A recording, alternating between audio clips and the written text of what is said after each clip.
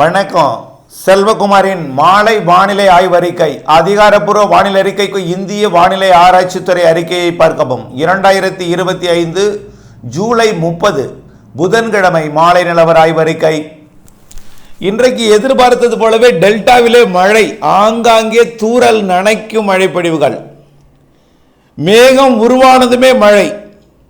ஆக இது வரக்கூடிய ஆகஸ்ட் 1ஆம் தேதியிலிருந்து தொடங்கக்கூடிய காற்று சுழற்சிக்கு முன்னோட்டம்.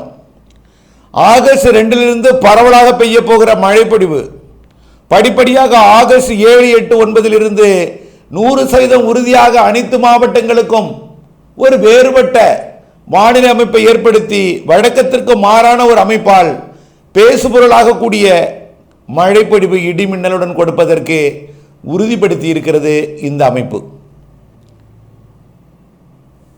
ஆக வரக்கூடிய நாட்களில், அதாவது 30, 31 ஒரு சில இடங்களில் மழை இருக்குன்னு சொன்னோம். அதே போல டெல்டாவிற்கு வந்தது.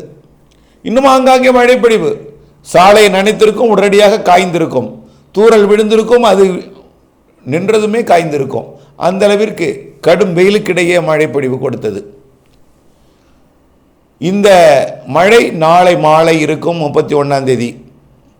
1ஆம் தேதி ஆங்காங்கே காற்று சுழற்சியின் காரணமாக வெப்பச்சலன இடிமழை பொழிவு பொழிய தொடங்கினோம்.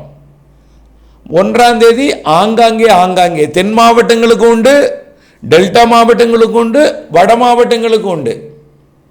ஆனால் அது ஆங்காங்கே 1ஆம் தேதி. 2ஆம் தேதி தென் மாவட்டங்கள் தொடங்கி ஆந்திர எல்லையோரம் வரைக்கும், குமரி முதல் திருவள்ளூர் வரைக்கும், கன்னியாகுமரி முனை முதல் பழவேற்காடு முனை வரைக்கும்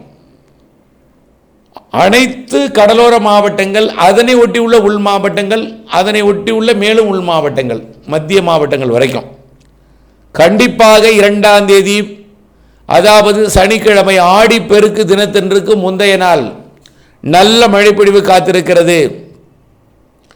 அன்றைக்குத்தான் தொடக்கம். ஞாயிற்றுக்கிழமை ஆடிப்பெருக்கு தினத்திலே மாலை, இரவு, நள்ளிரவு, அதிகாலையில் கனமழை பொழிவு காத்திருக்கிறது. அனைத்து மாவட்டங்களுக்கும் இருக்கிறது. கேரள எல்லையோரம், கர்நாடக எல்லையோரம், ஆந்திர எல்லையோரம், வங்க கடலோரம், அனைத்து உள் மாவட்டங்கள் என்று எங்கும் மழை. 3ஆம் தேதி ஞாயிற்றுக்கிழமை மாலை, இரவு, நள்ளிரவு, அதிகாலை ஏதேனும் 1 மணி நேரத்தில் இருந்து 3 மணி நேரம் வரைக்கும் இருக்கும். சில இடங்களில் அரை மணி நேரத்தில் நிறைவடைந்தால் அடுத்த நாள் மழைப்பொழிவோட நேரம் கூடியிருக்கும். அது மாலை வரலாம், முன்னிரவு வரலாம், நள்ளிரவில் வரலாம், அல்லது அதிகாலை வரலாம். சில இடங்களில் 2 சுற்று வரும். மாலை வந்தால் அதிகாலை ஒரு முறை வரும். கடலோரத்தை பொறுத்த வரைக்கும் 2 முறை மழை வாய்ப்பு இருக்கிறது. அதிகாலை ஒரு முறை மழை வரும். ஆக 3ஆம் தேதியை விட 4ஆம் தேதி மேலும் பரப்பில் கூடுதல். 5ஆம் தேதியை விட 6ஆம் தேதி, 7ஆம் தேதி, 8ஆம் தேதி 3 நாளும் கேரளா, தெற்கு கர்நாடகா, தெற்கு ஆந்திர பிரதேசம், ஒட்டுமொத்த அனைத்து மாவட்டங்கள் அடங்கிய தமிழ்நாடு, காற்று பகுதி, கணவாய் பகுதி உட்பட, அதாவது 2ஆம் தேதியே காற்று பகுதிக்கு பெய்திராது. 3ஆம் தேதி, 4ஆம் தேதியில் காற்று பகுதிக்கு எட்டிவிடும். 5, 6, 7, 8, 9 தேதிகளில் கணவாய் காற்று பகுதிகளுக்கும் உண்டு. தூத்துக்குடிக்கு 2ஆம் தேதியே கிடைச்சிரும், டெல்டாவிற்கு 2ஆம் தேதியே கிடைச்சிரும், கோடியக்கரை முனைக்கு 2ஆம் தேதியே கிடைச்சிரும். ஆனால் பாலக்காட்டு கணவாய் தாராபுரம், பெரியப்பட்டி, பெதப்பம்பட்டி, நெகமம், கருமாபுரம், காட்டம்பட்டி, அதேபோல் பல்லடம், காங்கேயம், வெள்ளக்கோயில், பொங்கலூர், உப்பார் அணைக்கட்டு பகுதி, அப்படியே பழனி, திண்டுக்கல் மாவட்ட, கரூர் மாவட்ட பகுதி எல்லாமே வரக்கூடிய 4, 5, 6 தேதிகளில் உறுதியாக உண்டு. 3ஆம் தேதியே வாய்ப்பு அதிகம். 4, 5, 6, 7, 8 தேதிகளில் உறுதியாக உண்டு நல்ல மழைப்பொழிவு. இது தென்மேற்கு பருவமழை பின்வாங்கி இடைக்காலம், மேலடுக்கு சுழற்சியின் காரணமாக மழைப்பொழிவு. சரி, இந்த 12ஆம் தேதி, 15ஆம் தேதிக்குள்ள 2 வளிமண்டல சுழற்சி.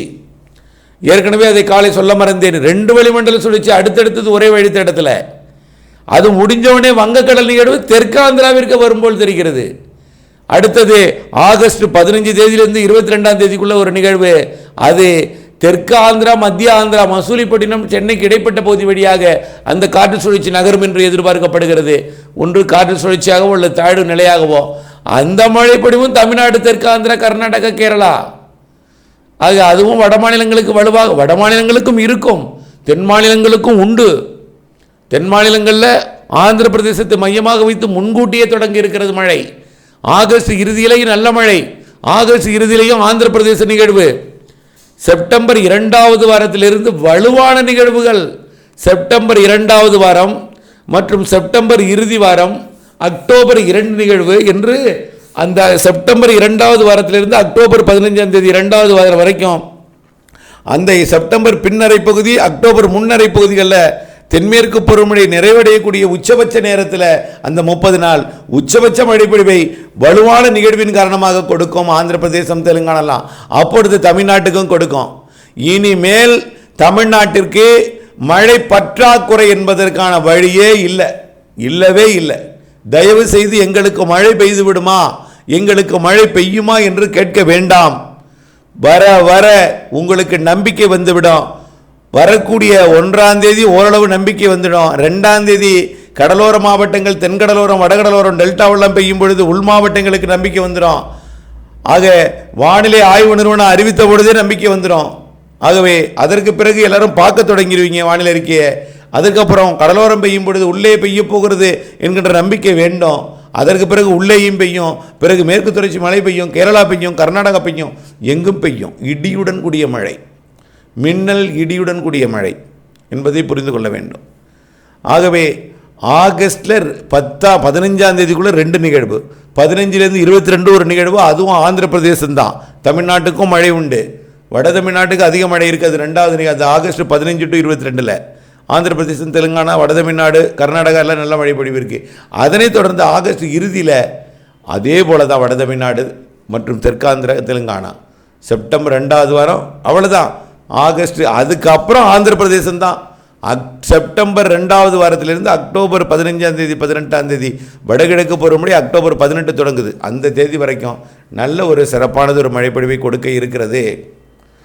ஆக வானிலை அறிக்கையை பார்க்காதவர்கள் வரக்கூடிய 2ஆம் தேதியிலிருந்து உறுதியாக இரவு நேர, மாலை நேர, நள்ளிரவு, அதிகாலை நேர மழைப்பொழிவு உறுதியாக 100% உறுதியாக இடிமின்னலுடன் கொடுக்க போகிறது என்பதை அறியாதவர்களுக்கும் தெரியாதவர்களுக்கும் விவசாயத்தை திட்டமிட்டு பணி செய்வதற்காக அவர்களுக்கு இந்த தகவலை தெரிவித்து வானிலை ஆய்வறிக்கையுடன் இணைந்திருந்து வானிலை அப்டேட்ஸ் அறிந்து வானிலை அறிந்து விவசாயம் செய்திடவும், அறுவடை உள்ளிட்ட பணிகளை திட்டமிட்டு நடத்திடவும், அனைத்து விவசாய பணிகளையும் திட்டமிட்டு கொள்ளவும் அன்போடு கேட்டுக்கொள்ளுங்கள். நீங்களும் அப்டேட்ஸ் பார்த்து இணைந்திருந்து வானிலையிலிருந்து விவசாயம் செய்து லாபம் அடைந்திட அன்போடு கேட்டுக்கொள்கிறேன். நன்றி.